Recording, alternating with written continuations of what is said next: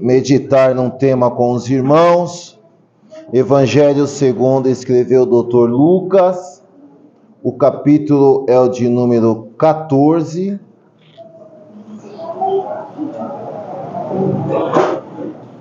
E o versículo é o de número 22.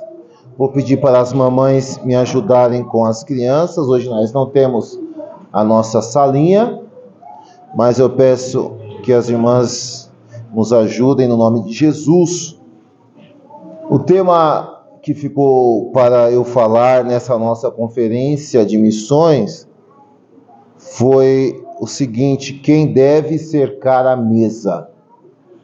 Hoje é a ceia do Senhor e eu preparei algo da parte de Deus que o Senhor falou ao meu coração para essa noite. Capítulo 14 e o versículo de número 22 diz assim a palavra do Senhor: E disse o servo: Senhor, feito está como mandastes, e ainda há lugar. E ainda há lugar. A ceia, irmãos, para o judeu, tem um significado muito profundo.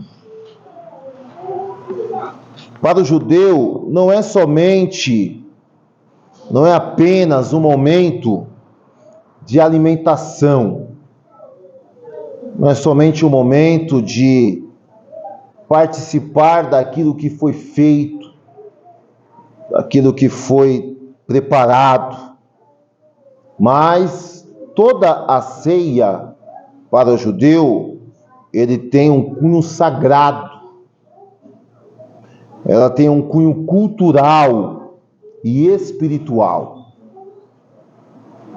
Sentar-se à mesa, especialmente em ocasiões especiais, para o judeu, carrega até hoje um significado muito importante.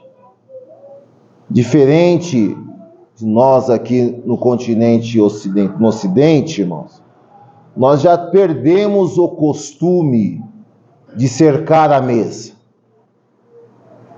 Por que não afirmar que nossas refeições, na maioria das casas, são feitas diante de uma TV?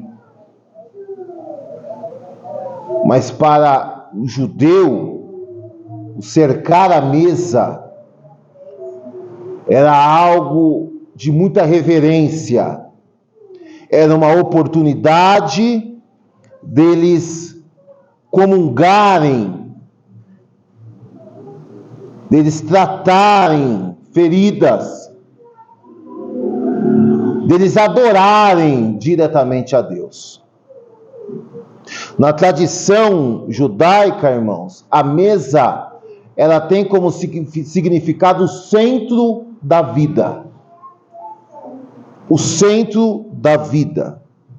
É onde os valores são transmitidos, de geração para geração.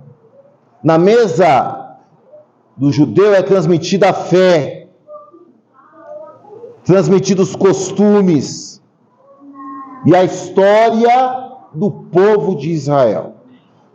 Então, para o judeu, a mesa é o centro da vida.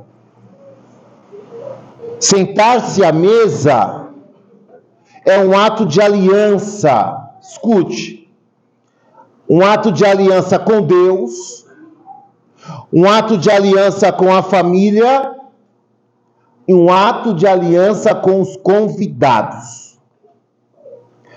É uma forma de reforçar laços de amor e de hospitalidade. No começo do ano, a minha esposa tomou uma atitude. Ela disse: nós vamos comprar uma mesa. E a partir de hoje, nós vamos tomar café, almoçar, tomar café da tarde e jantar na mesa. Pastor, na tua casa? Sim, na minha casa. E eu pude observar a importância da mesa. É proibido ficar com o celular. Melissa é a primeira a dar o alerta. Quando vibra o celular que eu vou mexer, a Melissa, pai, nós estamos na mesa. Aí eu já entendo, pego o celular, ponho no bolso. Essa ação precisa voltar para os nossos lares. Mas também era costume, no âmbito judaico, ter sempre um lugar na mesa para um pobre ou para um convidado. Porém, irmãos, eu quero fazer uma rápida explicação de como era a mesa no Antigo Testamento e no Novo Testamento. No Antigo Testamento, o hábito de sentar-se à mesa é bem diferente do nosso. Era literalmente sentar-se ao chão. No máximo, uma almofada para você se acomodar. Era colocada uma esteira, podia ser uma esteira no chão. O senhor da casa, quando não tinha se convidado, sentava na frente, era o primeiro a se banquetear. Mas a comida, irmãos, não era colocada em panelas, em pratos. Eram derramadas nessa esteira, e ali eles, com as suas mãos, se alimentavam. No Antigo Testamento, a forma de cercar a mesa era assim. Então não tinha muito aquelas coisas que a gente tem hoje, né? Acaba de comer, coloca o garfo e a faca do lado esquerdo, meio cruzado, para dizer que você está satisfeito. Não! Para muitos aqui, eu tenho certeza que se chegassem numa casa judaica e fosse se alimentar e visse uma situação dessa forma, ficaria até meio que receiosa de pegar ali e comer. Eu não. Eu com mão ou sem mão, ou com garfo ou sem garfo, eu iria comer. Mas tinha esse costume. Então observe, a mesa era baixa. Alguns colocavam somente uma esteira. Você se sentava sobre uma almofada ou diretamente no chão. Aquela mesa era estendida e ali eram colocados os alimentos. Já nos dias de Jesus, no Novo Testamento, com a influência greco-romana, mudou-se um pouco. A mesa era como se fosse um formato de U, e a forma de se alimentarem era uma forma chamada até hoje a forma reclinada. O anfitrião, escute, ele literalmente deitava-se na ponta da mesa. Reclinava o seu corpo no seu braço esquerdo, sobre o seu braço esquerdo, e com a sua mão direita se alimentava. Então aquela foto que a gente vê de Jesus no centro da mesa, aquilo foi uma recriação de algo que não existia. E o que é mais interessante que eu quero trazer para os irmãos, é que o convidado de honra era o que ficava mais próximo do anfitrião. Pensando nessa forma, quando nós vamos observar a última ceia, ministrada pelo Senhor Jesus com os seus discípulos, quem estava mais próximo de Jesus era Judas. Ele toca no bocado com Jesus.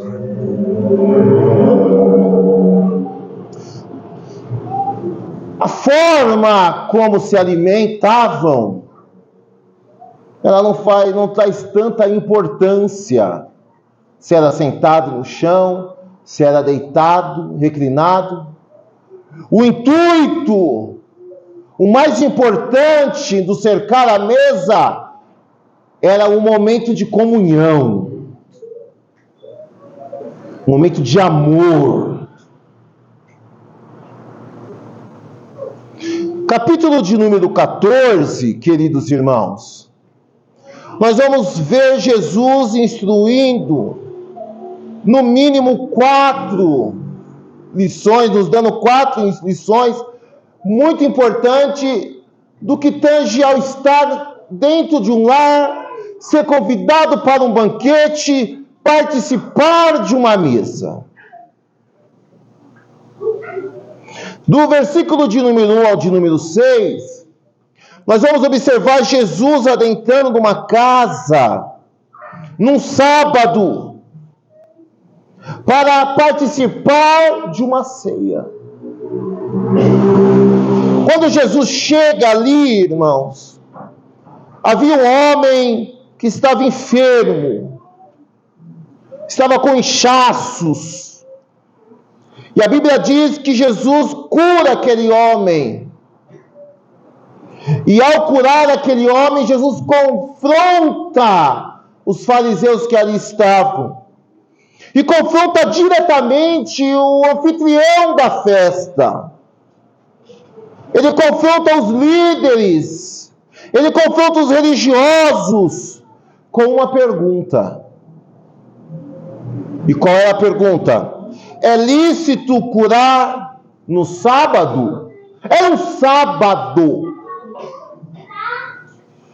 A Bíblia diz que eles ficam em silêncio. Do versículo 7 ao versículo de número 11, Jesus vai ensinar aqueles homens e nos ensinar também a forma de como nós devemos nos comportar quando chegamos em um banquete, chegamos num culto, chegamos num lugar onde nós temos que nos comportar da forma correta nos determinados lugares que nós chegamos. É a parábola dos primeiros lugares. Jesus vai observar como os convidados, eles escolhem os lugares. Tem pessoas, irmãos, que ele quer escolher lugar de destaque. Para o nosso linguajar, quer se aparecer. E tem gente que às vezes quer se aparecer mais do que Jesus. Então Jesus vai ensinar. Ele diz: todo aquele que se exalta será humilhado, e o que se humilha será exaltado. Cuidado ao se exaltar. Cuidado a se achar a última bolacha do pacote. Cuidado. A glória, escute, a glória pertence somente a um. Aleluia. E esse um é Jesus.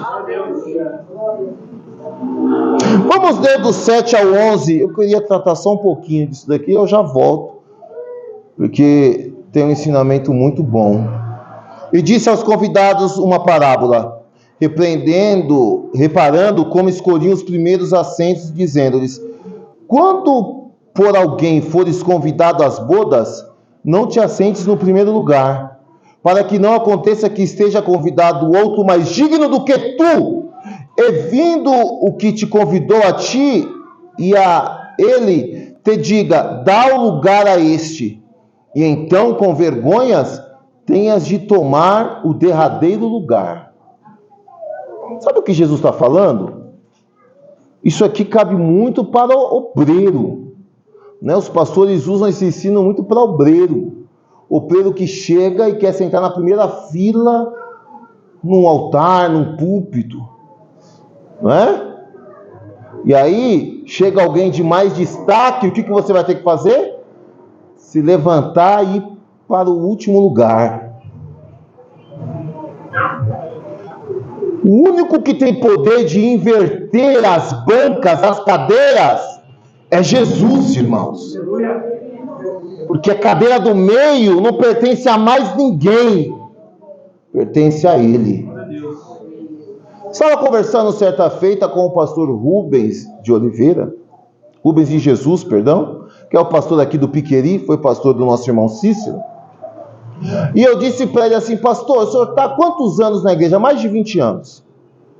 Aí eu falei assim, eu fico pensando como que o Piqueri é tão grande, tão pequeno, mas tão cheio. Fica pessoas para fora. O que o senhor faz lá? Aí ele disse para mim assim, ó, eu sou o auxiliar do primeiro. Falei, não, pastor. O senhor é pastor de lá. Aí ele disse assim, não, o pastor de lá é Jesus. Eu só sou o auxiliar de Jesus. Olha, irmãos, isso é um ensinamento maravilhoso para nós. As coisas da igreja da Parapuã não andam por conta de mim, não. Não andam por conta de você, não. Elas andam porque Jesus é o dono dessa igreja. E aí vai o ensinamento para a gente. Cuidado. Chegar no lugar e brigar para sentar no púlpito. Brigar para ter oportunidade. Ah, eu sou o coordenador. Ah, eu sou o regente. Ah, eu sou o pastor. É mesmo? Do versículos de número 12 ao 14, Jesus vai falar sobre o banquete para os humildes. Jesus orienta o anfitrião da seguinte forma: quando deres um banquete, não chame apenas amigos e ricos, chame pobres, aleijados, mancos, cegos. Aí Jesus dá um princípio aqui, irmãos, para nós. Ele diz: eles não podem retribuir, mas Deus recompensará na ressurreição dos justos. Sabe aquele negócio? Ah, não. Esse daí é formado. Ah, o dízimo dele é alto. A família dele é grande. Eu tenho que dar um cargo para ele. Não, eu não posso pegar pesado aqui. Eu tenho que abrir uns parâmetros bíblicos para permitir que essa família continue aqui, porque essa família banca a igreja. Não, e tem que ser um pastor setorial, um pastor presidente, porque ele é muito abastado financeiramente. Mas Jesus está falando assim, ó, para de abrir oportunidade somente para aqueles que têm. Comece a dar oportunidade para os cegos, para os mancos, para os pobres. Esses não têm do que lhe recompensar, mas naquele grande dia, por conta da tua ação, eu irei te recompensar. Sabe aquele negócio de toma lá, dá cá? Isso é coisa de brasileiro. Não é coisa de crente. Tem alguém? Toma lá, dá cá é coisa de brasileiro. Não é coisa de crente. Não, eu favoreço aqui para receber com lá. Você faz com a esquerda e a direita está observando e já querendo em troca. No reino de Deus não funciona dessa forma. No reino de Deus eu dou, eu invisto e eu posso não receber aqui e vai estar tudo bem. Nós temos que parar de cultivar coisas aqui nessa terra. Aprendemos hoje pela manhã, a primeira Páscoa foi quando, irmãos? Quem lembra aí? No Êxodo, quando Deus manda fazer a primeira Páscoa, manchar com sangue os umbrais das portas. Aí, qual que é a orientação de um anjo para Moisés? Olha, quem não tem,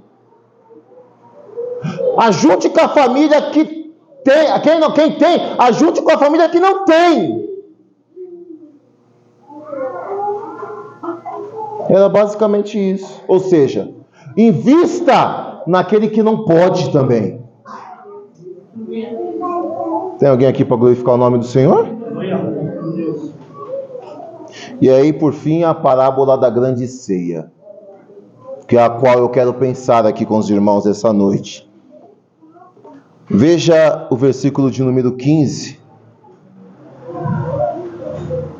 E, ouvindo isso, um dos que estavam com ele à mesa disse-lhe: bem-aventurado o que comer pão no reino de Deus. Porém, ele lhe disse: um certo homem fez uma grande ceia e convidou a muitos. E, à hora da ceia, mandou o seu servo dizer aos convidados: vinde, que já tudo está preparado. E todos a uma começaram a excusar-se, a que é dar desculpas. Disse-lhe o primeiro: comprei um campo e preciso ir vê-lo. Rogo-te que me hajas por escusado. Como você vai observar se uma terra está boa, se uma terra ela é frutífera no escuro?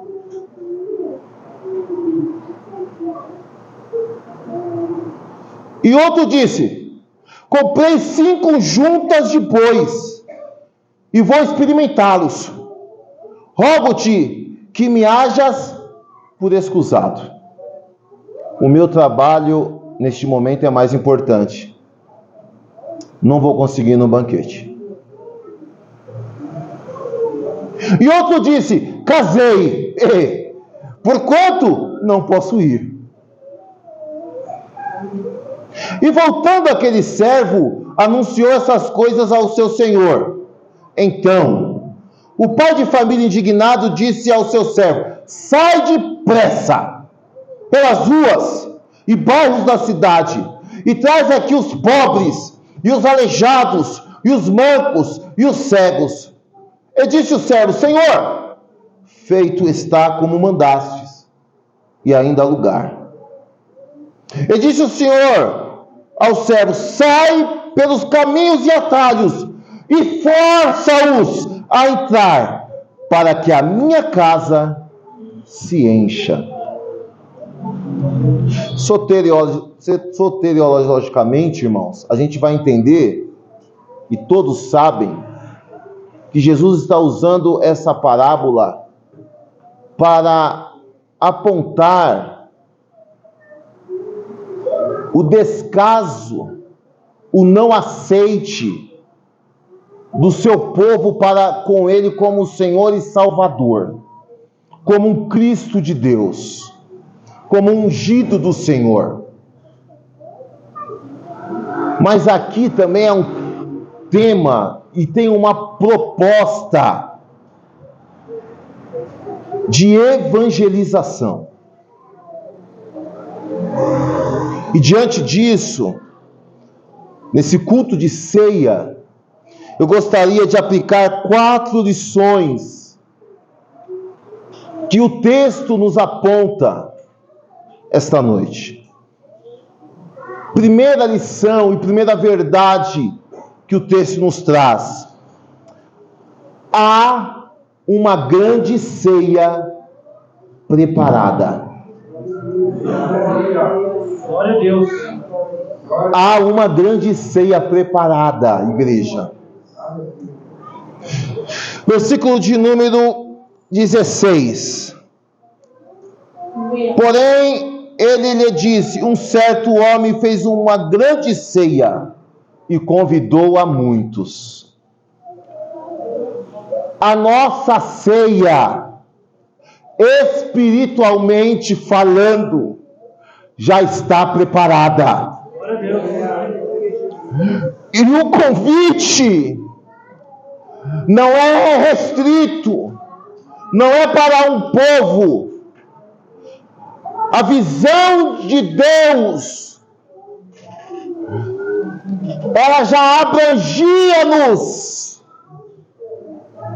No Antigo Testamento, Deus nos aponta diversas ações e diversos atos,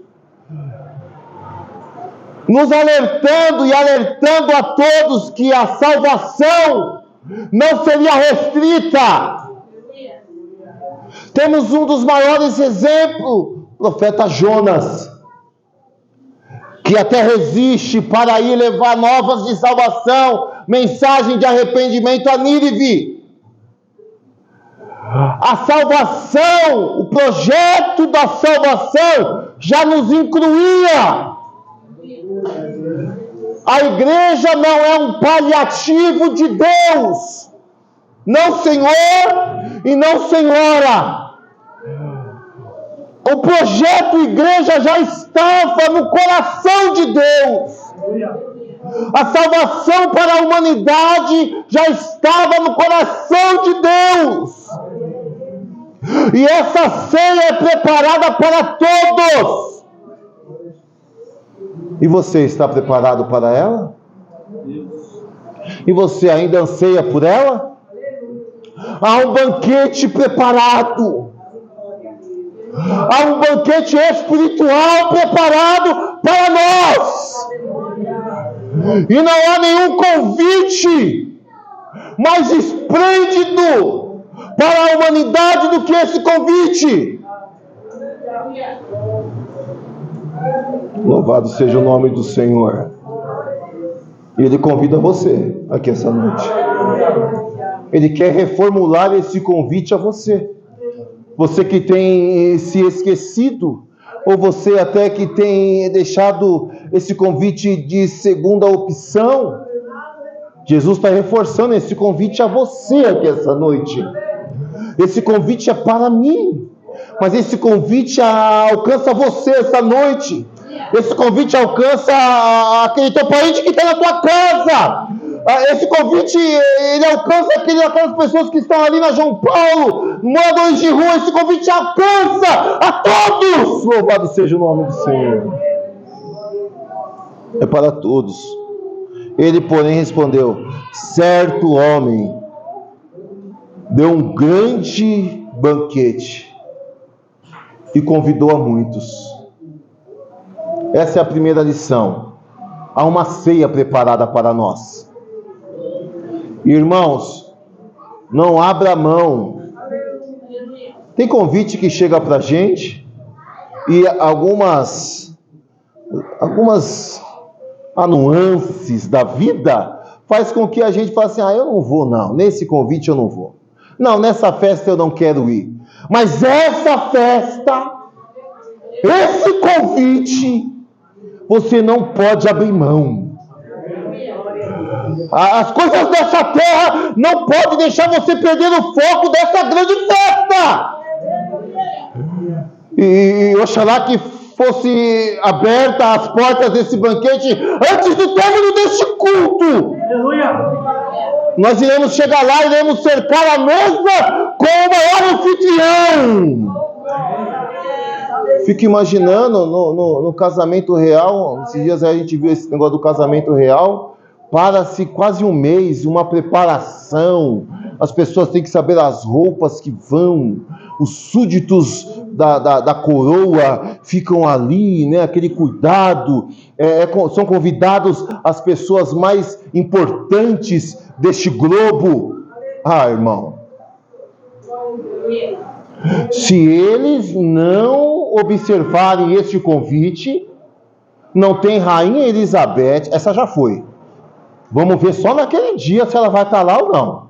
Mas não tem príncipe Charles, não tem príncipe fulano que agora é rei. Olha, irmãos, essas autoridades aí, se eles não observarem este convite, eu e você estaremos lá. Mas não vamos chegar também de qualquer jeito. Jairo, não chega não. A vestimenta que nós adentraremos a este banquete são vestimentas que nenhum o mais alto, o mais conhecido estilista deste mundo conseguiu preparar.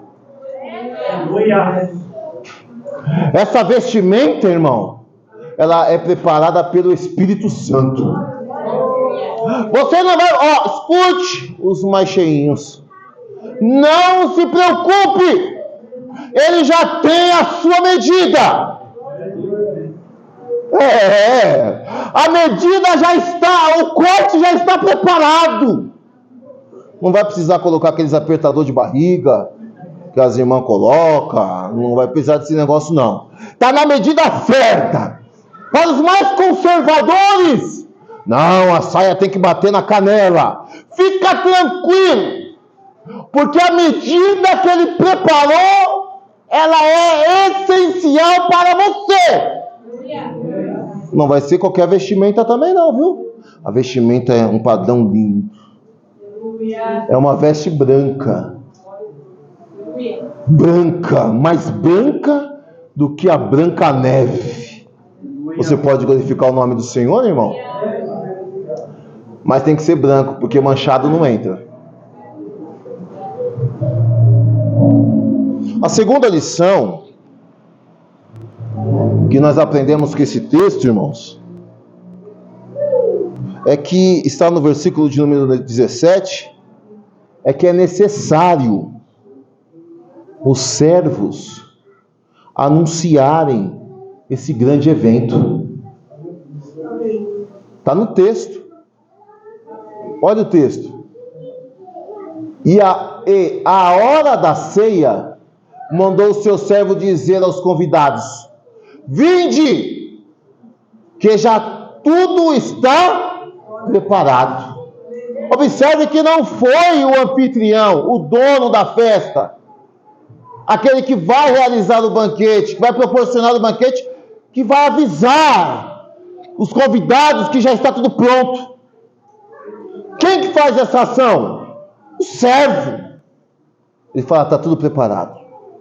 Vá lá e anuncie aos convidados. Para nós, igreja, sabe quem é o convidado?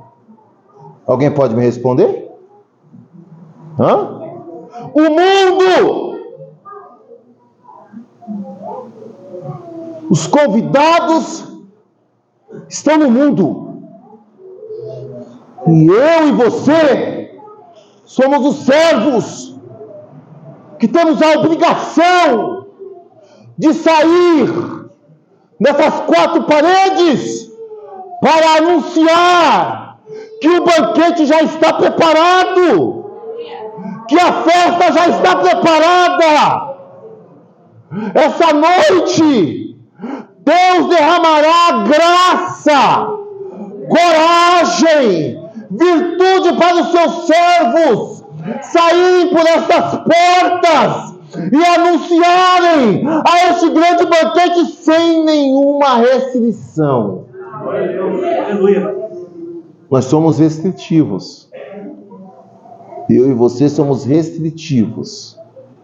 A gente acha que o banquete é só para a gente. A gente acha que o banquete é só para aqueles que estão vivendo uma vida conforme a nossa caixinha acha que é o certo.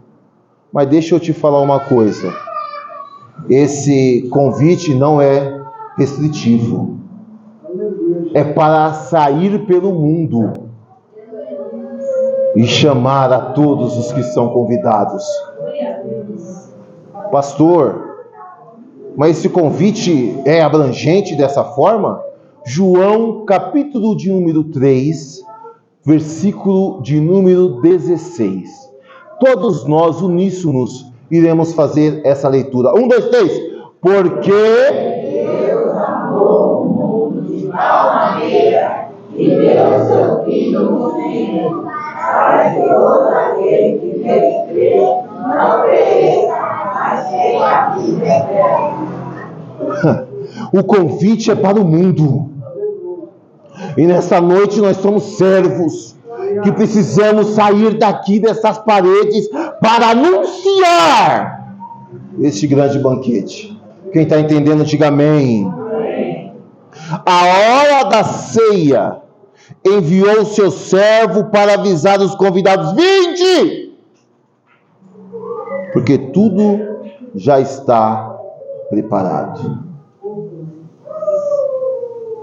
Terceira lição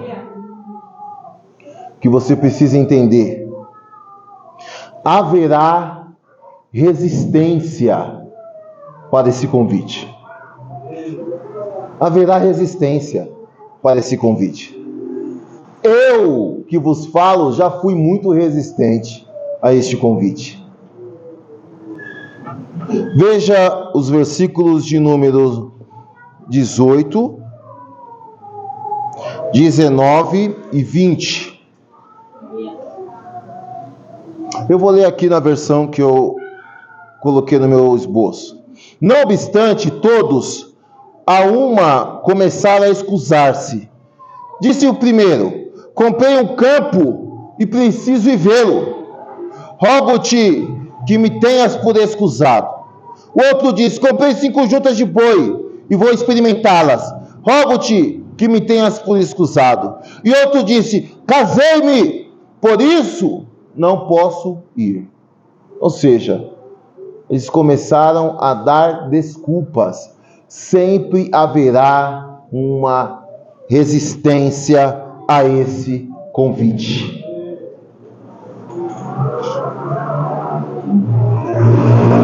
Toda vez que nós chegamos para anunciar a palavra de Deus para alguma pessoa, para uma mulher, para um jovem, observe a resistência que eles têm para receber a palavra.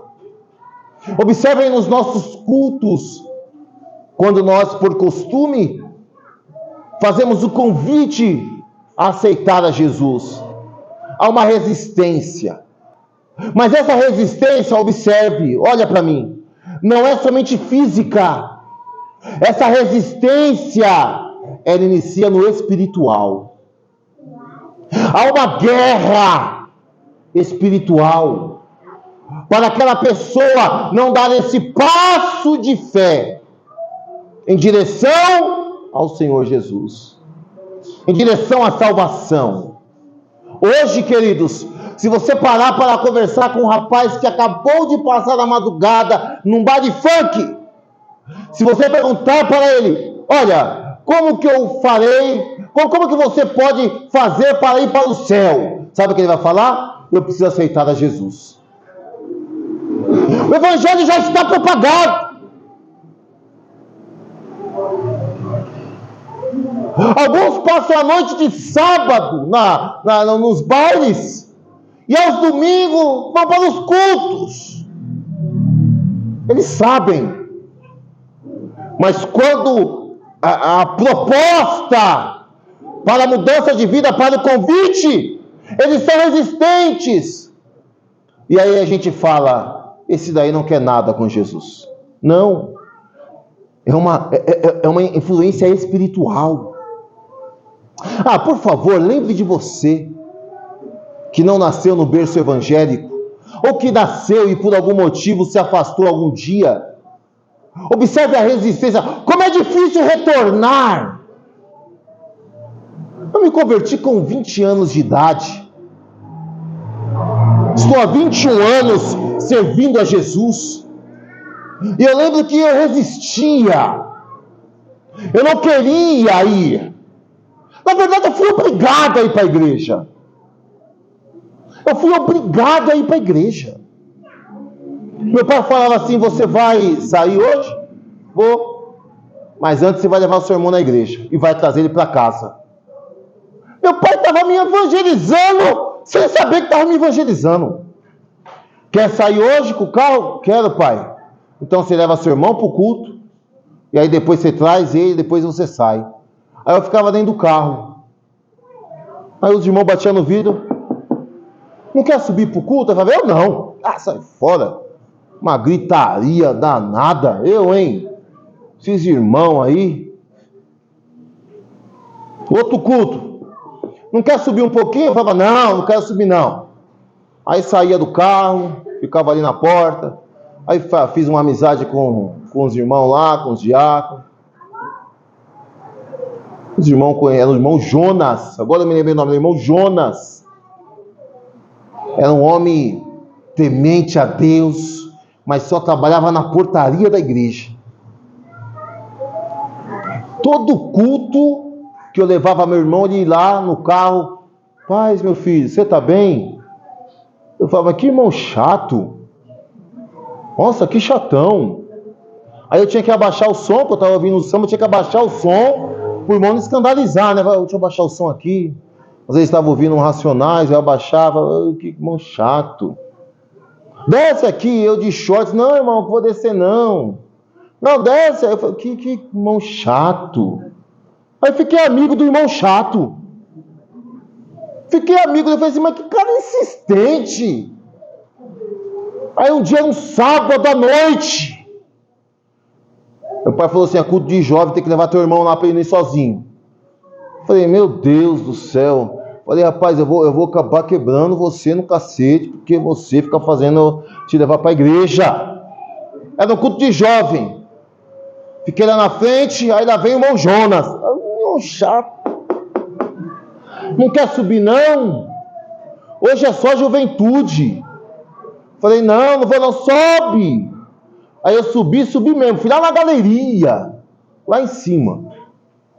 Ah, irmão, ali começou. Mas eu resisti. Mas teve um irmão Jonas. Teve um irmão que não desistiu, mesmo diante da minha resistência. E você não está pregando para ninguém e já desistiu de pregar para a tua casa. Se você desistiu de pregar para a tua casa, que está resistindo, imagina se você vai pregar para o mundo. Mas nessa noite, Deus te levantará como levantou o irmão Jonas para abençoar a minha vida. Tem resistência, irmão. Mas eu não entendia. Eu lembro que quando eu aceitei a Jesus, o dia que eu levantei a minha mão e fui para frente, irmão, você pode não acreditar, mas Deus abriu naquele dia meus olhos espirituais. Eu via os demônios se afastando de mim. Eu vi. Ah, pastor, não tem demônio? Não tem, porque você é cru. Você não ora. Você não tem comunhão com Deus, você não vê nada. Mas eu vi. E eu lembro que eu comecei a andar naqueles corredores da Vila Carolina, eu vi os demônios saindo de perto de mim. E enquanto eu andava assim, a igreja começou a glorificar, os irmãos se renovaram, o coral foi renovado, a mocidade foi renovada, todo mundo sendo renovado, aquele poder, aquele Pentecoste. Eu falei assim: mas e agora? O que eu faço? E agora, o que eu faço? A irmã Marinalva falou para mim assim: agora você tem que buscar o batismo no Espírito Santo. O falar em línguas. Você precisa falar em línguas. Você precisa buscar os dons de Deus. Eu falei: como é que é esse negócio, irmã? Ora e pede para Deus te dar dom. Aí eu falei assim: mas que dom que é esse de língua? É falar? Eu falei assim: eu não vou falar desse jeito não. Não, esse falar aí, que não tem nada a ver. Não entendo nada. 3 meses eu comecei a orar. Jesus me pegou e Deus me deu um dom de línguas. Louvado seja o nome do Senhor. E Ele continua fazendo isso na vida daqueles que resistem. Deixa eu falar uma coisa aqui para vocês. É o meu outro tópico, mas eu vou adiantar. Você que não quer nada com nada, que só está esperando o banquete chegar, mas está vivendo uma vida light, Deus vai trazer gente de fora, vai tomar, vai encher gente de fora, vai usar gente de fora, e você vai continuar com a síndrome do irmão mais velho. Pastor, que isso? Qual que é a síndrome do irmão mais velho? Ah, pai, estou com o Senhor há tantos anos e nem um cabrito o Senhor me deu. Tudo aqui é teu, mas você não quer usufruir. Nesta noite Deus pode te tomar, pode te encher da presença do Espírito Santo, te dar dons. Se você quer, levanta a tua mão e glorifica o nome do Senhor. Quarta lição: o convite não é restritivo. O convite não é restritivo. Aqui eu vou falar algumas coisas que vai escandalizar alguns. Versículos 21 e 22. Por favor. E voltando aquele servo, anunciou essas coisas ao seu senhor. Então, o pai de família indignado disse ao seu servo: ah, é? Os convidados de honra não quiseram aproveitar o que eu estou preparando para eles, o que está preparado para eles? Então, eu digo a vocês: sai depressa pelas ruas e bairros da cidade e traz aqui os pobres e os aleijados e os mancos e os cegos. E disse o servo: Senhor, feito está, como mandastes, e ainda há lugar. Versículo 23. E disse o Senhor ao servo: então, se tem lugar, sai pelos caminhos e atalhos, e força-os a entrar, para que a minha casa se encha. O convite é para o homossexual. O convite é para o morador de rua. O convite se estende ao dependente químico. O convite é para o preto. O convite é para o branco. O convite é para o alemão. O convite é para o travesti.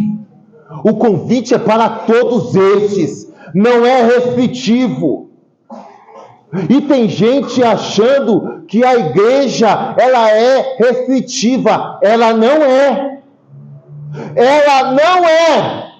Ah, pastor, então a igreja é inclusiva? Não, a igreja não é inclusiva. Mas o poder da palavra ainda transforma o homem e a mulher. Não é você, é o poder da palavra. É para o marginal. É para o homicida. É para o estuprador.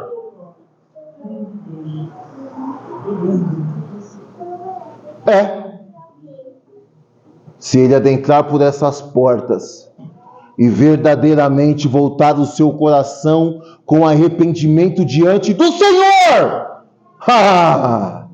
quando soar a trombeta, ele sentará conosco para participar do banquete.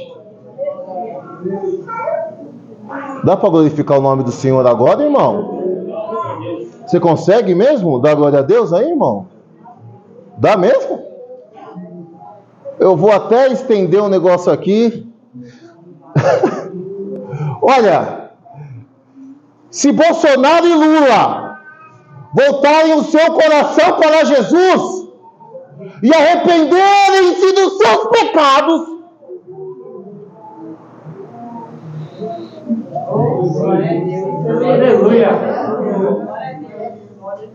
vão comer do pão, vão participar da ceia. Dá para glorificar o nome do Senhor, irmão? É assim que funciona o Evangelho. O Evangelho não é inclusivo, mas o Evangelho também não é restritivo.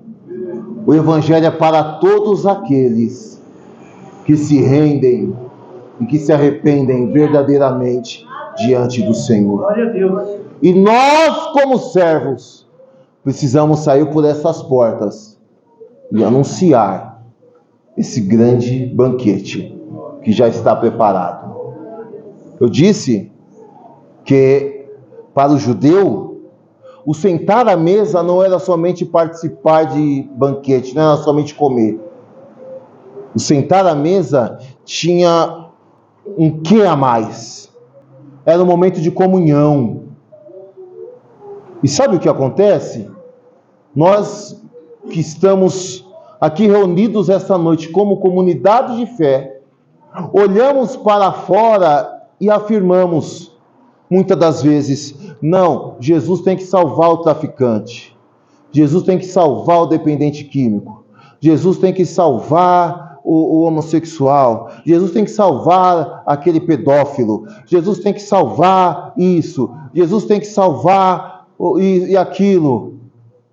Só que quando nós cercamos a mesa com aqueles que nós já dizemos que são salvos, nós não temos comunhão com eles.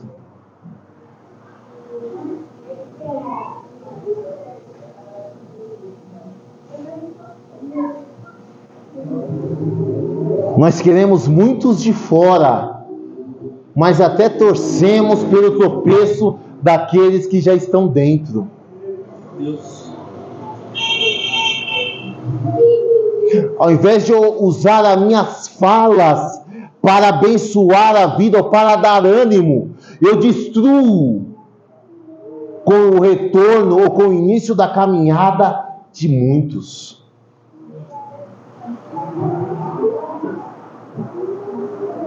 Será que eu estou falando alguma besteira?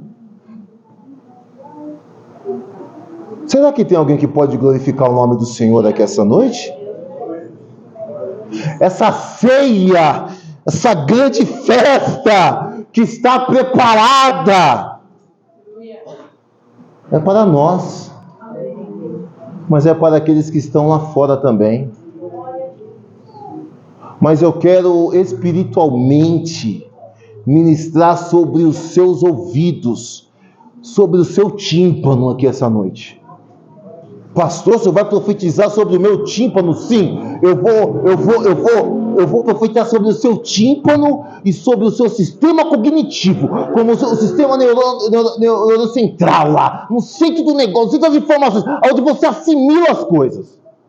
Vou profetizar ali. Que essas palavras de destruição não façam mais morada no seu coração. Que quando alguém vier falar algo que tente te desanimar de alguma forma, o teu coração, a tua alma, o teu cérebro, o teu tímpano não aceite. Que caia por terra toda palavra de maldição sobre a tua vida, sobre a tua família. Ah, não vai dar certo. Está repreendido no nome de Jesus. O único que pode afirmar se vai dar certo ou não pode dar certo algo na tua história, na tua vida, é Jesus. Você pode glorificar o nome do Senhor, irmão? Observe que o anfitrião, ele não fica preocupado quando aqueles que ele convidou como de honra abriram mão do convite. O que ele faz? Ele fica irado. O termo aqui, irmão, é que ele ira-se. Ele se irou. Aí ele falou assim, esses não querem? Então busca lá a ralé. Busca aqueles que não podem estar aqui. Busque aqueles que são excluídos. Busquem aqueles que estão à distância. Vai pelos becos. Vai pelos valados. E quem ficava nos becos e nos valados, irmãos? Os necessitados. Sabe quem necessita mais do que você? Da palavra de Deus? São esses que eu até agora falei. Eles precisam mais. E você que está rejeitando, você que está dentro e está rejeitando o convite, ou deixando o convite como uma segunda opção, olha para mim, se prepare. Porque as coisas vão mudar. E Deus vai te surpreender. Eu estou orando para Deus começar a mandar algumas pessoas mais complicadas que você para cá.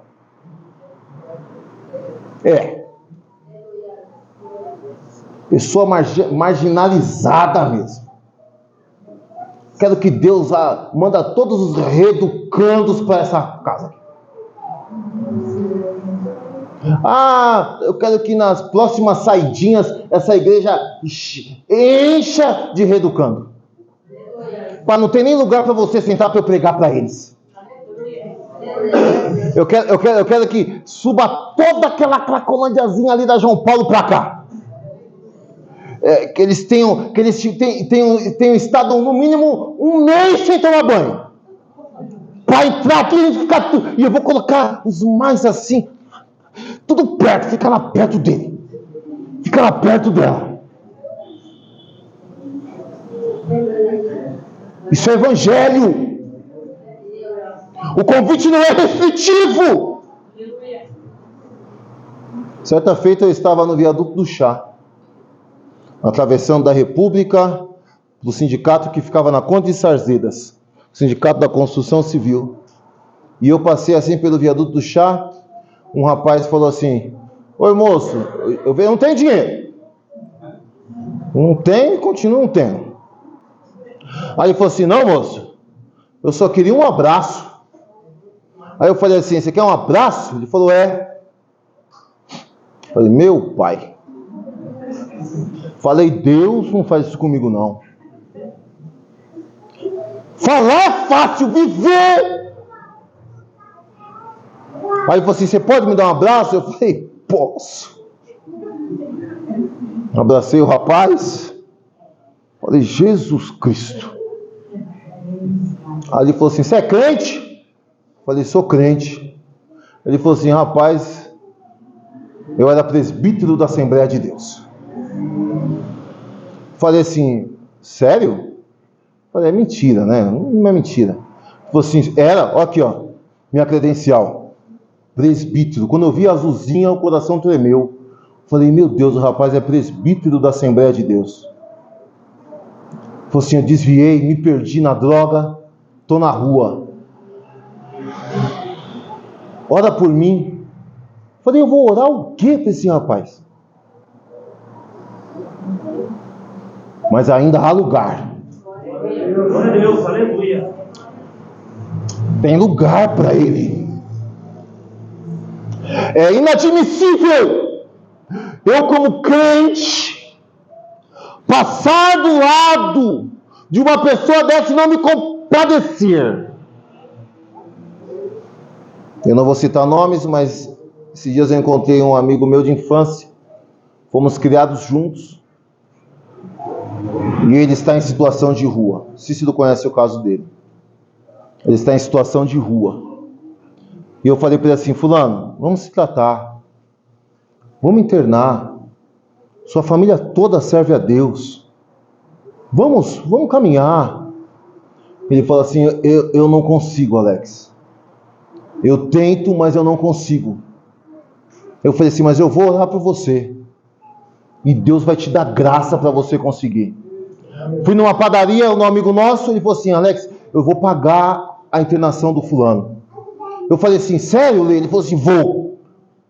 Leva ele para tirar o RG que eu vou pagar. Mas tem pessoas que passam. E nós somos amigos de infância e falam assim: tá porque quer. Tem influência espiritual. Teu parente que está nessa situação é influência espiritual. Mas você é o servo que tem que levar as boas novas para ele, o convite a ele. Tem alguém que está entendendo a palavra aqui essa noite, irmão? Tem alguém que está entendendo a palavra aqui essa noite, irmão? Glória a Deus, aleluia. Não dá mais para ficar aqui somente nessas paredes. Eu preciso anunciar. Pastor, mas tem que trazer para cá. Se não quiser vir para cá, não tem problema, anuncia. vai congregar em qualquer lugar, não interessa, mas fale de Jesus, pregue a Jesus. Mas conforme domingo passado foi nos ensinado, antes de falar desse Jesus, conheça Ele. Ele não é um Deus restritivo. Ele não é um Deus denominacional. Olha para mim, Ele não é um Deus denominacional. Ele não é um Deus da Assembleia. Ele não é o Deus da Batista. Ele não é o Deus da Quadrangular. Ele é o Deus da igreja invisível. Você pode glorificar o nome do Senhor, irmão? Você lembra daquela parábola do próprio Senhor Jesus? Do bom samaritano? O homem foi roubado, foi machucado, o sacerdote passa, o levita passa, mas o excluído pega o moço, leva para uma estalagem, cuida, paga e ainda afirma: olha, se ele usar mais do que eu já paguei, pode dar, que quando eu voltar eu pago. Jesus fez isso com a gente. Jesus pagou um alto preço por nós.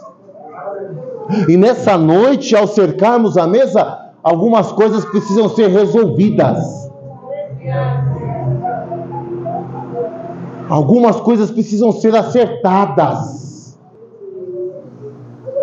Primeiro no âmbito vertical e depois no âmbito horizontal. Dá para glorificar o nome do Senhor, irmão?